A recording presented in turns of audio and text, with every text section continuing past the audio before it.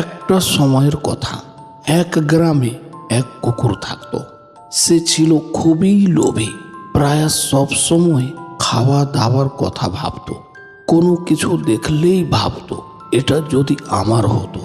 একদিন দুপুরবেলা সে গ্রামের মাংসওয়ালার দোকানের পাশে ঘুরছিল।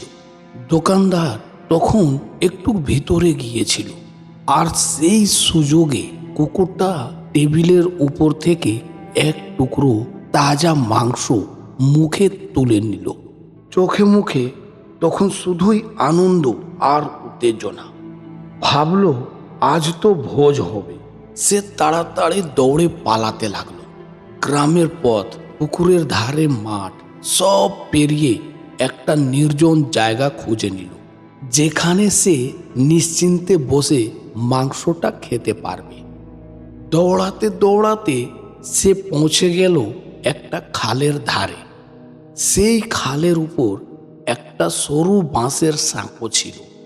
কুকুরটা সাবধানে সেই সাঁকোর উপরে উঠল, কারণ সে চাইছিল না মাংসটা মুখ থেকে পড়ে যায়। ঠিক তখনই খালের জলের দিকে তার চোখ পড়ল। নিচে জলের মধ্যে সে দেখতে পেল নিজেরই প্রতিবিম্ব, কিন্তু সেটা সে বুঝতে পারল না। সে ভাবল, আরে আরেকটা কুকুর, আর ওর মুখেও তো এক টুকরো মাংস আছে, আমারটাও থেকে বড় দেখাচ্ছে। তার লোভ আরো বেড়ে গেল। সে নিজের মনে বলল, ওটারটা যদি আমি পেয়ে যাই তাহলে তো আজ দুটো মাংস পাবো। এই ভেবে সে সঙ্গে সঙ্গে ঘেউ ঘেউ করতে লাগলো এবং জলের দিকে ঝাঁপ দিল। কিন্তু সেই মুহূর্তেই তার মুখ থেকে মাংসের টুকরোটা জলের মধ্যে পড়ে গেল।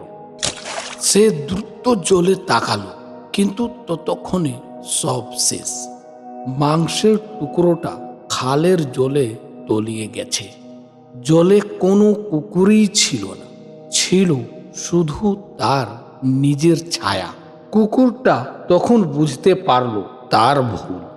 সে ভারী মন নিয়ে খালের ধারে বসে রইল, পেট খালি, মুখেও খালি। তার মনে শুধু একটাই কথা ঘুরছিল, লোভে পাপ, পাপে সর্বনাশ। বন্ধুরা, অতি লোভের সর্বনাশ হয়। যা আছে তাতেই সন্তুষ্ট থাকতে শেখা উচিত। ধন্যবাদ।